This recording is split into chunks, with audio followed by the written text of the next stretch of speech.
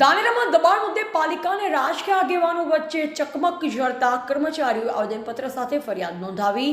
બીજી તરફ રાજકીય આગેવાનોએ ગેરરીતિ મુદ્દે ગંભીર આક્ષેપ કર્યા. દાનેરા નગરપાલિકાની દબાણ શાખાએ દબાણ દૂર કરવા જતા રાજકીય આગેવાન સાથે ચકમક ઝડતા પાલિકા કર્મચારીઓ મામલતદારને આવેદનપત્ર આપી એક દિવસ કામથી દૂર રહી કાયદાકીય પ્રક્રિયા હાથ ધરી હતી. સ્વાગત કાર્યક્રમમાં થયેલ રજૂઆતના મુદ્દે દબાણ હટાવવા જતા મામલો ગરમાયો હતો. તો બીજી તરફ પૂર્વ પ્રમુખે મીડિયા સાથે વાત કરતા જણાવ્યું કે અમે રજૂઆત કરતા હતા પણ એન્જિનિયરે અમારી સાથે ખરાબ વર્તન કર્યું હતું અને રાજકીય વાતો કરી અમને દબાવવાની કોશિશ કરી હતી. નવા દબાણો થવા ન જોઈએ એની તમામ જવાબદારી નગરપાલિકાની રહેશે. તો જ્યારે નગરપાલિકા દબાણ કરાવે છે અને નોટિસ આપે અને દબાણ કર્યા પછી તોડ કરવા માટે કરીને આ નાટક કરતી હોય છે. લોકો રજૂઆત કરવા જાય છે અને પછી એક દબાણ દૂર કરે ને એક બાકી રાખે છે. ત્યારે અમારા આ વાત ધ્યાનમાં આવતો ચાલુ વરસાદના દરમિયાન અમે ત્યાંથી નીકળ્યા હતા અને આ બધો કાફલો ત્યાં ઊભો હતો. ત્યારે અમે એમને રજૂઆત કરી કે ભાઈ તમે વારંવાર નગરપાલિકા દબાણ કરે છે તો દબાણ કરવા કેમ દો છો? તમે કયા કારણસર કરવા દો છો? દબાણ શાખાનો કર્મચારી જે અત્યારે ફરજ બજાવે છે એના પરિવારની 20 દુકાનો છે. જો અત્યારે સરકાર અને નગરપાલિકા જો આ બાબતે જો કરવા માંગતી હોય તો અમે સાથે આવીને બતાડવા તૈયાર છીએ. અમે એ ટાઈમે એન્જિનિયરને એવું કીધું કે ભાઈ તમે દબાણ દૂર કરો એનાથી અમને કોઈ વાંધો નથી, પણ દબાણ દૂર કરવા માટે તમે એક દિવસ તમે આ જે શોપિંગો એટલા બધા ઊભા કર્યા છે, બિલ્ડર લોબી એટલા શોપિંગ બનાવે છે અને એક પણ શોપિંગમાં પાર્કિંગ નથી. શોપિંગની રજૂઆત મંજૂરી અલગ પ્રકારની હોય છે અને કામ અલગ પ્રકારનું થાય છે.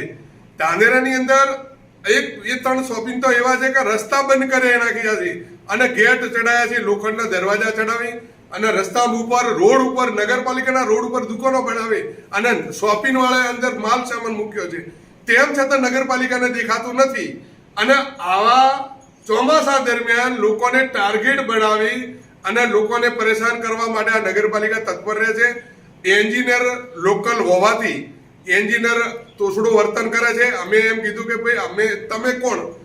અમે પૂર્વ નગરપાલિકાના પ્રમુખ છીએ, અમે કાયદો વ્યવસ્થા જાણીએ છીએ કે નગરપાલિકા દબાણ દૂર કરતું હોય તો અમે એમને ખોટી રીતે એમને પરેશાન ન કરીએ, પણ લોકો સાથે ખોટા તોડપાણી કરીને હગાવાલા વાત કરી અને આ એન્જિનિયર આવ્યો ત્યારથી ધાનેરાની અંદર 8 થી 10 શોપિંગો અત્યારે ચાલુ છે. એ 10 થી 10 શોપિંગો વિરોધમાં છે. એક પણ શોપિંગ નિયમમાં હોય તો હું મારા પાસે ધાનેરામાં જેટલી મિલકત એ બધી સરકારના ચોપડે આપી દઉં.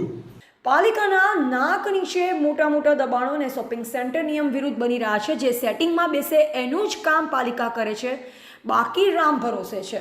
પાલિકાના ટેબલે વેપાર ચાલે છે. કોઈ રજૂઆત કરે તો દબાવવાની વાત કરે છે. કર્મચારીઓ રાજકીય આગેવાનોની વાત પાલિકા ન સાંભળતું હોય તો લોકોની વાત ક્યાં સાંભળતું હશે?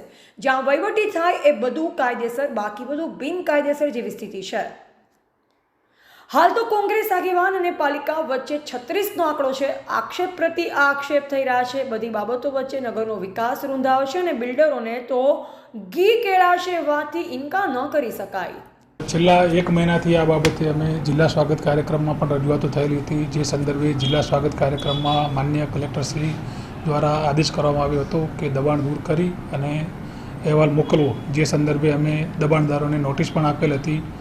નોટિસનો સમય પણ પૂરો થઈ ગયેલો હતો, પરંતુ જન્માષ્ટમી અને તહેવારોને લીધે કામગીરી ડિલે થયેલી હતી. જે દરમિયાન ગુરુવારના રોજ અત્રેથી મળેલી સૂચના અનુસાર અત્રેના સ્ટાફને દબાણ દૂર કરવા માટે મોકલેલા હતા, પરંતુ તે દરમિયાન દુકાનદારોએ ટોળાને ભેગું કરી નગરપાલિકાના સ્ટાફ વિરુદ્ધ અસભ્ય વર્તન કરી નગરપાલિકાની કામગીરી ખોરંભે પડે, સરકારી કામગીરીમાં રૂકાવટ આવે, નગરપાલિકાના સ્ટાફનું મોરલ તૂટે એ પ્રકારનું વર્તન કરવામાં આવેલ હતું.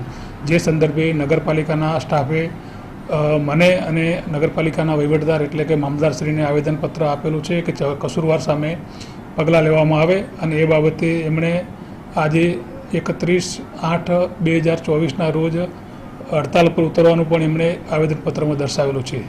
એક દિવસની હડતાલ હશે કે જ્યાં સુધી નહીં, આજના 1 દિવસ પૂરતી હડતાલ માટેનો એમણે નિર્ણય કરેલો છે. અહેવાલ હિતેશ પંડ્યા, સંબંધ ભારત ન્યૂઝ, ધાનેરા.